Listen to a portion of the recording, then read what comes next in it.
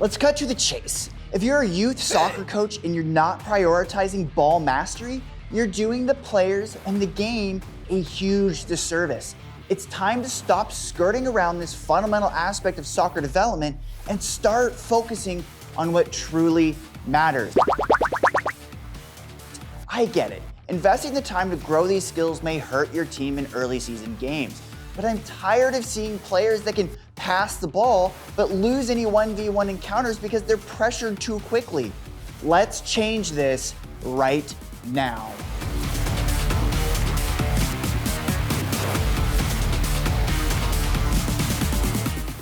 Okay, first thing first, coaches, don't just teach the basic ball mastery skills, explain why they are learning it. Then reinforce it with practice drills, which I will give you at the end of this video. Here's 10 reasons why coaches need to get their heads out of the clouds and zero in on ball mastery. 1, the basics aren't optional, they're essential. Let's be real, without ball mastery, everything else in soccer is just fluff. You want to teach fancy formations and tactical strategies? Great, but if your players can't control the ball, those strategies are useless. Ball control is the bedrock of all other skills. If you're not drilling this into your players from day one, you're setting them up for failure. Second, it's not just about kicking the ball around. Ball mastery isn't about showing off with flashy tricks, it's about creating reliable, consistent players. When young players master ball control, they can execute basic skills with precision. And guess what? Precision is what separates a good player from a great one. Focus on ball mastery and you're fostering players who can think and act with clarity under pressure. Maybe go pro. Third, confidence doesn't grow on trees. A player who can't control the ball is a player who lacks confidence, period. When kids struggle with ball control, they second guess themselves, hesitate, and ultimately shrink from the game. I've seen it. Teach them ball mastery, and you're giving them the confidence to take risks, make decisions, and truly shine on the field. Fourth, it's the great equalizer. Not every player is born with the physical attributes of a superstar, but every player can develop ball mastery. By focusing on this, you're leveling the playing field, giving every child the chance to excel and find their place in the game, which is what we want in youth soccer. This is more than winning, it's about inclusivity and development. Number 5, it's not about the coach's ego. Let's face it, some coaches are more interested in showing off their tactical genius or their team's killer formations than in developing the basics, especially coaches in the US. It's time to get over yourselves and realize that without ball mastery, none of the fancy stuff matters. Your ego doesn't win games, skill does. 6, the joy of the game comes from mastery. We all want the kids to have fun. Well, there's nothing more exhilarating than seeing a young player execute a skill they've been working hard to perfect. The smiles, the cheers, the sense of achievement when they beat a defender with a skill move, these are the moments that make youth soccer worth it. By focusing on ball mastery, you're not just teaching skills, you're fostering a lifelong love for the game. 7, it's a skill that transcends levels. Ball mastery isn't just a youth soccer thing, it's a skill that remains crucial through a player's career. By instilling a strong foundation early on, you're setting your players up for success at higher levels of play. You're not just coaching for the present, you're building future stars. 8, the game is faster and more demanding. Soccer is a fast-paced, dynamic game. Players who lack ball mastery will always be a step behind. Teaching young players to master the ball ensures they can keep up with the speed and intensity of modern soccer. This is non-negotiable in today's game where it's a lot of react and sprinting up and down the field. 9, it's about respect for the sport. Soccer is a beautiful game with deep-rooted skills and traditions. Disregarding the importance of ball mastery is a disservice to the sport's integrity. Respecting the game by emphasizing the core skills that make soccer the elegant and exciting sport that it is what we want. 10, youth players deserve better. At the end of the day, it's about the players. They come to practice eager to learn and improve. Don't let them down by skipping on the basics. Teach them ball mastery and you're giving them the tools they need to succeed, enjoy, and grow for the love of the sport. So, coaches, the question now comes down to how can you keep ball mastery at the forefront of your training sessions?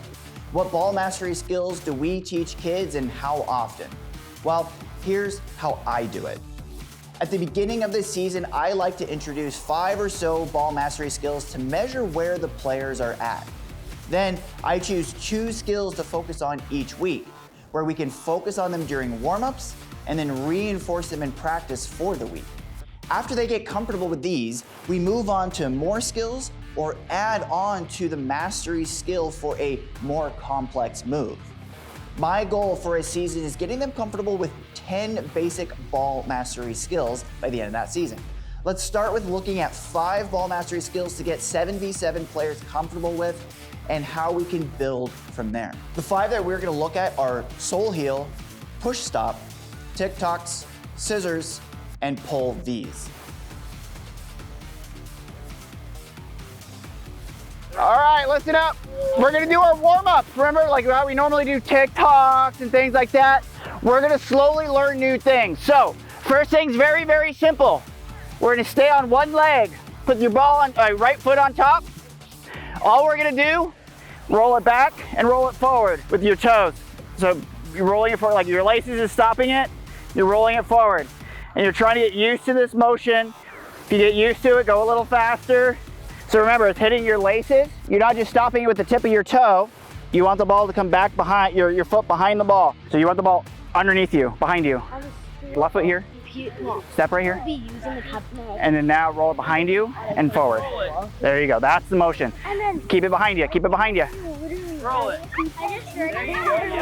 So why are we doing this, guys? What's this feeling? What are we trying to, why are we doing this? What would be the next step? If someone's right here, you can Left foot.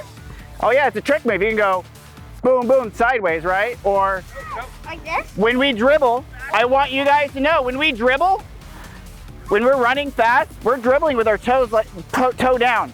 So that forward motion that you're feeling when you roll the ball back and then forward, that's how we're dribbling when we're running in space. So we're dribbling like this. If we dribble with just our inside of our feet, it's really awkward. You can't move very easily in the field. So we want to dribble with our toes. So we are doing this motion. Okay, real quick, we'll remember to do TikToks. Ready, go.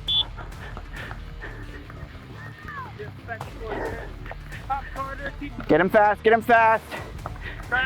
You guys have done this for at least a year, year and a half, so this should be pretty easy for you guys. Back and forth. Catches. TikTok.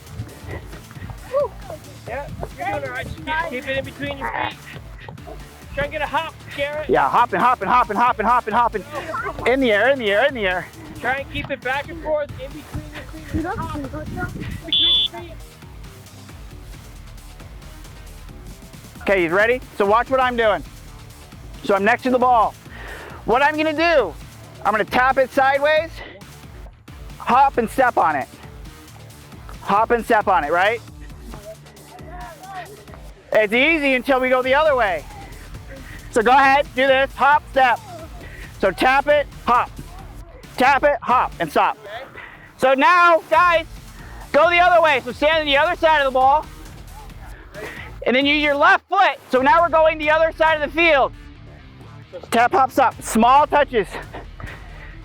Use the outside of your foot, and then push it, and then hop and stop it. Yep. Here, watch. You're gonna like this. You're gonna push, stop. Yep. Push, stop. All right, now, you guys said it was easy, right? So come behind me and watch me. We're gonna start on the right side, or the left side of the ball. What we're gonna do is we're gonna combine it. So we're gonna go right, hop, stop, left, and hop, stop. And what it's gonna look like, right, hop, stop, step to the side of it. Left, hop, stop, come to the side of it. And then we're doing this.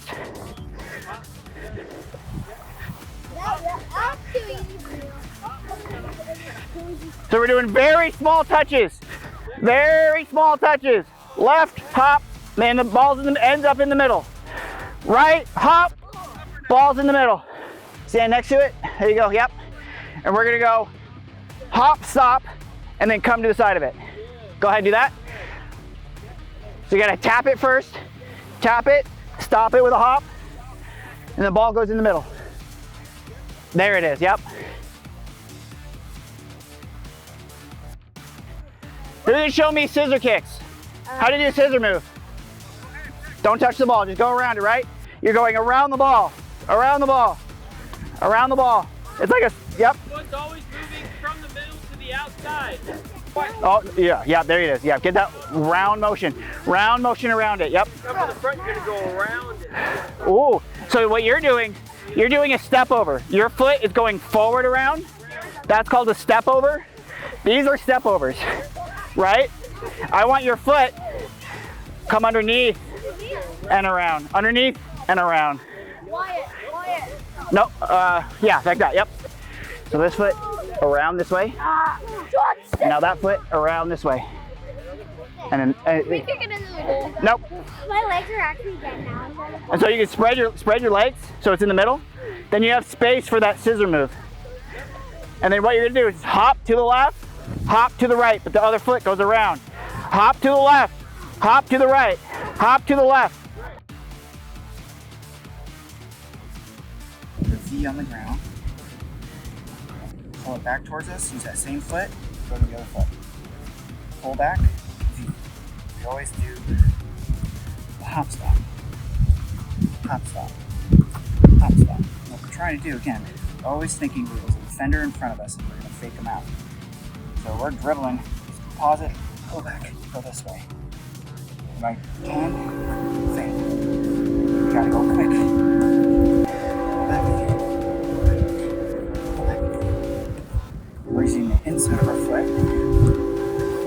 Tap it forward. Same foot that you do forward. Tap it forward. Okay, finally, to reinforce the skills, we want to create drills that can utilize the skill moves. My favorites are the 4-cone drill, dribble, skill, pass, explode, 1v1 drills, King of the Hill, or 1v1 escape, and the fun warm-up games like Sharks and Minnows, Darth Vader Coach Tag, or Cops and Robbers, where their punishment is doing 10 to 20 skill moves before joining play again. Well, there you have it. Get out there and focus on these skills. Your kids, parents, and future pros will thank you for it.